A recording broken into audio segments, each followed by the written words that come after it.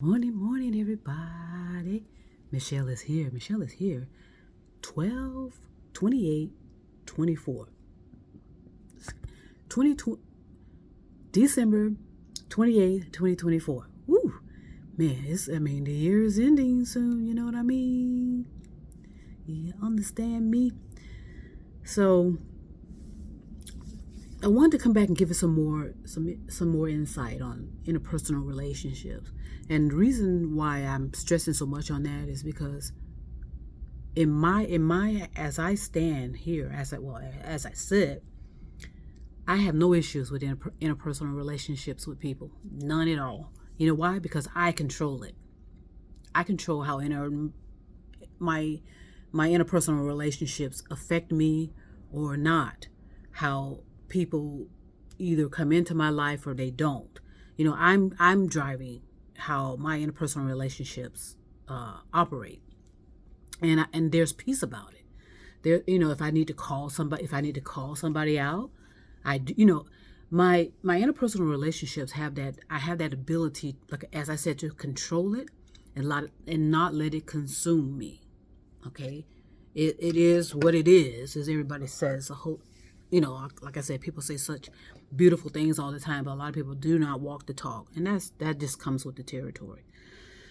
So, let me see what number. Yeah, this will be 15 pitfalls of interpersonal relationships, and again, I speak from experience. I speak from life experiences.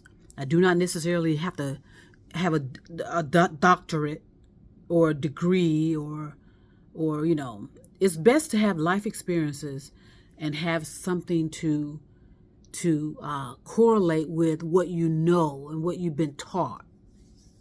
Okay, if that makes sense. And self-education, I don't care what anyone says. I don't care if you have, whatever degree you post on your walls, you post on your resumes. Nothing replaces life experiences. Nothing. Okay, and we point this out all the time because we think these billionaire boys clubs we call them geniuses, innovators. We give them all these titles, and a lot of them didn't finish school, quote unquote. It's about the initiative of your intentions and but a lot of them, and they will not admit it, or some kind of muddle it, are operating off of abuse. Most of them are wounded billionaires. They're wounded. Okay, whoever these high influencer type people, even actresses, actors, celebrities, entertainers, whatever they're calling themselves, a lot of them are performing off of wounds, unhealed wounds. And so that's why there's this it becomes insatiable what they do. They become, they have this, they fortify this particular mask of who they are, and the mask that they bring to you in your face, but hidden behind their they kind of they'll peek out every now and then. They'll and a lot of people call that inner child. No, it isn't. It's behaving immaturely, or you're being immature, but that's not your child doing that. Nope, that's an adult refusing to recognize that they are an adult. So let's blame my inner child on everything. That was very popular back in the day, especially when I started meditating and I started getting into certain, reading. I was intense in reading. When I moved out of my parents' home, like I said, I was the last one to leave. And once I got into my, into my own space, I was just reading and reading and reading and reading. And I got myself into a lot of value. It's valuable to read because, again, it gives your consciousness something to work with. Your consciousness needs something to work with. So I began to read and read and read and kind of allow, like I said, give my consciousness something to work with, and to help me to formulate things, help me to kind of navigate through the world the best way I can, making mistakes, falling on my face, looking like a fool, being taken advantage of, being manipulated, those are human life experiences that are necessary to help you evolve your consciousness and evolve who you are as a true, genuine human being in the true sense. So I've fortified myself so much to where, yeah, things can bounce off of me. Insults, I won't put up with physical, meaning I'm not just going to stand there and let somebody physically harm me because I know how to defend myself. But and the main thing is a lot of people do it with words. That's how people harm us. That's how we harm each other more, is with words. And because words do have energy, you just bounce it off. And the more people think they know about you and know about your childhood, therapists, psychiatrists, psychologists, the more they think they know about your background, the more they manipulate and deceive you with that. Keep that in mind. So, and I'll talk a little bit more deeply about that later. But today I want to say about the pitfalls of interpersonal relationships. You need to, if you choose to, kind of have a picture or formulate how you want people to interact with you. Okay, what's the scale of how you want people to interact with you? Okay, for me, as a single, I'm going to use myself as an example. Doesn't mean that it is accurate, but I'm just going to give an example. Say, for example, I'm single, no children, no significant other, plenty of family, and plenty of friends. Who's going to rank high on that scale? Of course, me. Okay, and then my family and friends and then associates and blah, blah, blah, blah, blah. Now, if I were married with dogs and children, how would that rank? Of course, again, I rank number one on that. And then the second, my significant other, my partner, my wife, my whatever we are calling it these days, is equal to me. Okay, when I have an issue, I don't, I go to them first. If I'm having an issue with them, I go to them first. Okay, if I have a problem about something, I go to them first.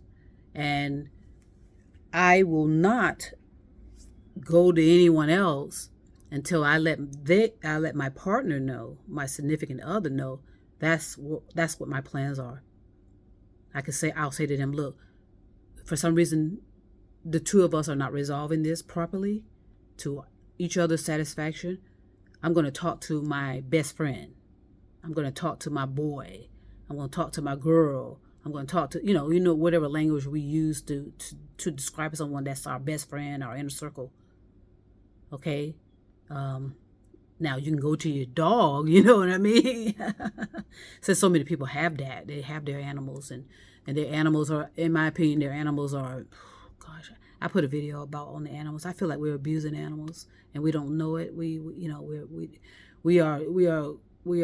have already crossed the threshold about animals, and that's gonna turn on us big time, big time. But anyway, so again, when you have to, if you choose to, if you want to, I'm just telling you, it works to get yourself clear on how people rank in your life. Is that the right word? Let's see. Ranking of people.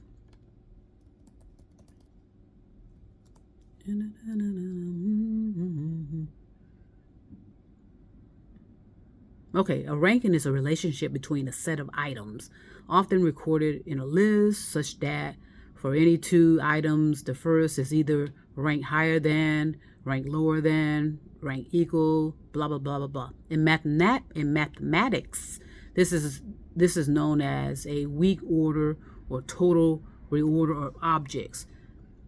It's not necessarily a total order of objects because two different objects can have the same ranking. Yes, exactly. Wow, that's a good meaning. But again, inaccuracies is everywhere. There's a lot of inaccurate information everywhere. And anybody getting all upset about that, just consider what we're up against. You still have to think for yourself, is my point. There's a lot of inaccurate information in books. There's a lot, especially, okay, there's how many revisions of books are out there? The Bible is one. Not going to touch it. So it's a great idea to rank relationships in your life. Okay. And you need to, if you choose to, if you want to be involved in a interpersonal, intimate relationship with someone, you need to leave room for that person to come in. Even if they're not there yet. Make room for them to come on in and take their place equal to you. Okay, they're equal, you're equal to that. Whoever they are that you choose, they're equal. So they are going to come over your friends. They're going to come over your family. Okay, they still have the same value, as it says here. It still has the same ranking. They're important. Your family is important. Your friends are important. Your associates, your business. Okay, you are the number one ranking, though, in this equation. Okay, so make that clear and effective in your mind. Even though people are saying, okay, I'm not looking for anybody. I want to be single. Okay, that's fine. Say that. But still make the room for that potential alignment to easily come into your life. You'll know it. You'll know it when you feel it. You'll know it sometimes when you see it. Okay? And so that's what a lot of us are not doing. Your friends, yeah, it's great to have friends. But there are some people that have these circle and circle and circle and circle of friends. And then keep in mind, your friends have circle and circle and circle of friends. And so sometimes stuff about you that you said to a friend, let's bring that friend up. Sometimes stuff you say about a friend gets spread all over the place. Unintentionally, though. And they didn't know that they're not supposed to have kept that secret and kept that private. And then you find out that, he or she told somebody. Okay. So that's why it's so important to make, like I said, make that room for intimacy in your life, a relationship with someone. Okay, whether you are single or not, or claim you want to be single or not. What I hear when people say, I'm not looking, what I hear is that, okay, but you'll know it when you see it. Especially if you trust yourself. A lot of people say, I enjoy my being single. Okay. That's a confident thing to say as well. But I can guarantee you, if your alignment shows up, because we're all aligned with somebody, I bet you'll know it when you see it. Know it when you feel it. How it strikes you, how they strike you. How they look at you, and yeah, you'll know it. And it's okay. But like I said, but you need to make sure you make room for that intimate partnership, whether you are single or not.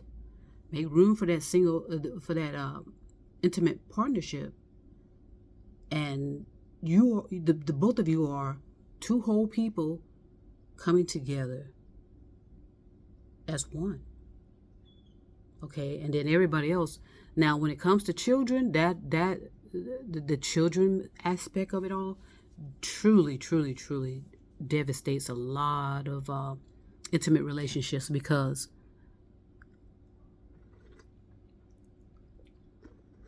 in my opinion, it's still the two. But when it comes to your children, of course your children come up before all of that as well. But it's all age related too as well. You got to consider their age. Once they become adults, you know what I mean? They become part of that family dynamic. They're no longer under your exclusive care. They're on their own, doing their own thing. And that's so I say this based on the modeling of my parents. You know, no matter what, when you come together with that person, you know, you're together. You know, you're together, and you stay together if you choose to.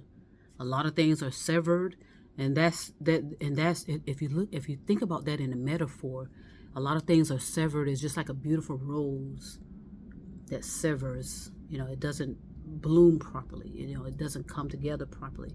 That's the same thing about our relationships. Everything about us as human beings, we're underdeveloped. We're just not developed properly. We're not developing ourselves properly. We keep rushing through developing. We don't take the time to develop. You know, and that's why we procreate like crazy. There's nothing. No one says that we can't have sex and make love and whatever we're calling it now. No one says that we can't do that. The damage and the destruction and the chaos that we're causing is procreating. We're bringing in way too many people, you know, children that are underdeveloped and they're not getting properly nourished. Just think about it. Just think about a machine, you know, because that's how we're acting. We're not machines, but that's how we're acting, and artificial intelligence is going to make that very clear for us.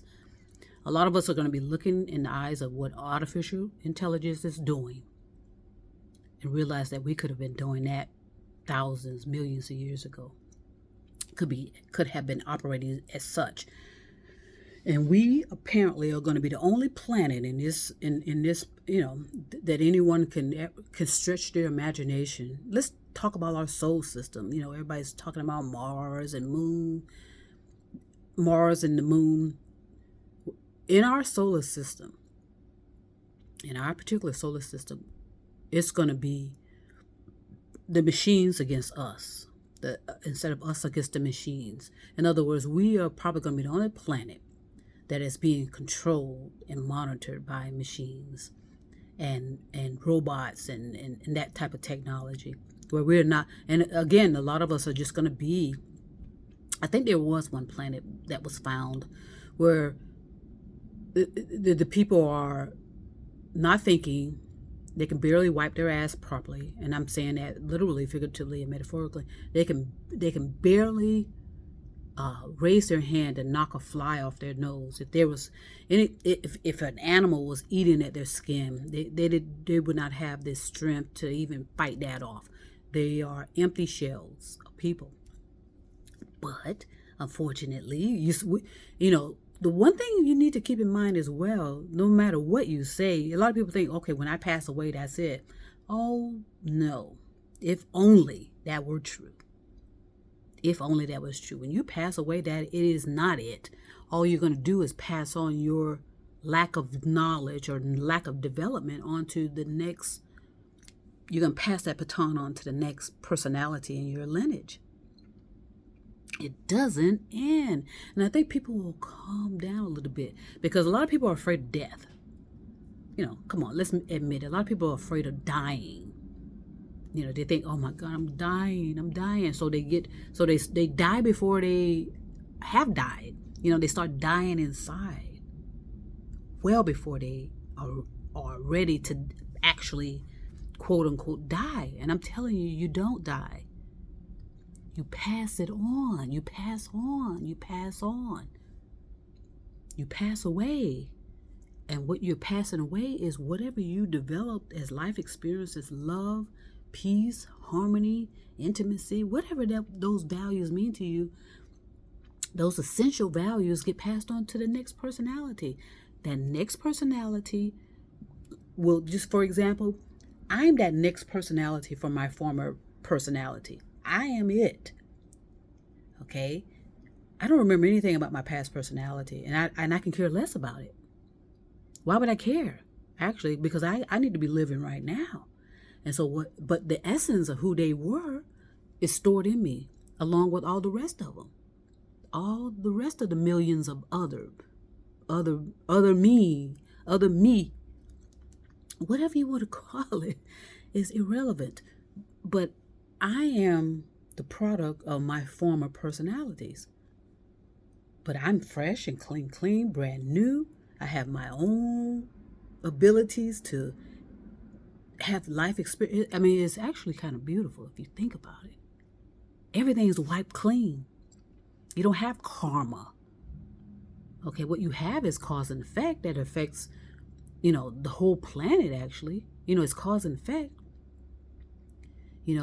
Chances are, because everything's stored, it depends on what's stored, and you're going to be vibrating. You could be vibrating off of negative energy, or you can, it's just another opportunity to make things right. It's a beautiful thing. Okay, so it's not about dying. A lot of people, like I said, are dying inside for no reason. Creating what it means to you to be dying and or acting and behaving. Being depressed and melancholy, especially, and it's so heavy. When I'm around someone, yeah, I can feel it. It's really, really melancholy is very, very subtle, but heavy. It's subtle and heavy, and that's why some people that are dealing with that, they can, they'll be, if they're around a lot of people, yeah, they can be, life of the party, dancing, taking all these beautiful pictures and carrying on. But then once they come down off of that safely and feel comfortable coming off of that, sometimes they've built some combustible energy there that has to be naturally released. And that's where meditation come in. That's where talking to someone that you trust and love comes in. Okay, but it all starts with you. Okay, so once again, whether you're single or not, married or not, you have to make room for that person in your life. Okay, it's not about your sister. Sorry, it's not about your best friend. It's not your boy. It's about them. You came together for a reason. Okay, and a lot of us will realize, because you didn't have the proper modeling of what it means to be in an intimate, loving relationship or partnership or whatever you call it, marriage. If you thought you had these fantasies about what that meant, and you didn't properly cultivate that to understand that, yes, you're gonna have arguments, you're gonna have disagreements, you're gonna have this, you're gonna have that, you're gonna have struggles here, struggle there, and the main thing I say that destroys a lot of these relationships are those extended family members, but in most cases it's the finances that plays a role as well. You just have to work out those expectations of that, and make sure you can stand on your own 2 feet, whether you're with them or not. Okay, a lot of us are not doing that. We think we think we're one half of each other. No, we're not. You need to come to any partnership, if you want a successful one, as a whole person. You need to be whole. Okay, that means if I happen to fall, that other person can lift me up. If they fall, I can lift them up, and we still are flowing, and flowing. It's a beautiful thing. It is a beautiful thing to be partner up with somebody that you're aligned with and that you care about, and it's going to be struggling. It's going to be, I can remember my parents going at each other, and then the next day they're out and about, having fun together, doing activities that they enjoy together.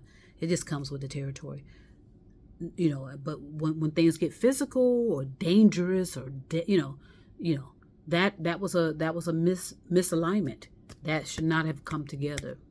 Okay, so that's why divorces happen. But you still can learn a lot from your divorce. Celebrate divorces too, just as you celebrate marriages. Celebrate the divorce. Vow that you will not, of course, get yourself into it. Especially if you're dealing with a narcissistic, sociopath, somebody that has already physically harmed you. This is you don't even physically have to celebrate your divorce with whoever you divorced. Just celebrate the fact that you did divorce. You divorced in time. You came out safe and sound as best you could. but you know better. You just it was just improper alignment, improper misfire. Or you lining up with people because they're Virgo, or lining up with them because they're Geminis. Well, that's what that's what that woman told me on the corner, on that place on the corner. She read palms. Come on now. Let's use our skills and abilities for uplifting ourselves first, uplifting our consciousness. If you claim you have these skills and abilities, prove it. I'm saying this to the innately inclined know better. You ought to. Okay? You signed up for this. In other words, there are some people thousands and thousands of years ago who knew about certain missions and knew about the direction of the planet, signed up for this, quote unquote. Meaning, okay, you signed up for it. You made it clear and effective what your intentions were based on all the lineages of what you've been in. So that has to do with the messengers and the helpers, as I said. And in other words, there's no such thing as chosen ones. You're helpers.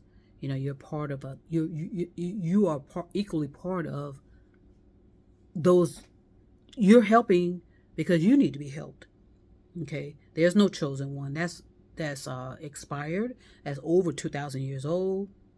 It's religiously indoctrinating word to say that, and it never actually held water. It never actually.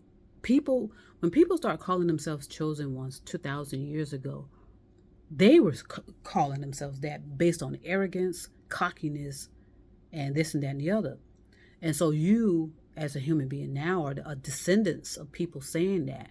And you believe it. You believe it, that it bestowed you as something more and powerful and special and better than other people. No, that's not true. That's no different than this criminal negative energy that is encased around this planet. We are the descendants of that misinformation, intentional misinformation, that intentional fraud, intentional deception, manipulation, whatever you want to call it. Okay, you are a human being in the true sense, and you are here to help. But the first person you need to help, and that goes for almost 99% of you calling yourselves chosen, is yourself. Okay, so interpersonal relationships, whether you're single or not, you need to make sure you have room in your life for that person that you call your intimate partner, your wife, your husband. Okay, you need to keep that room always open for them.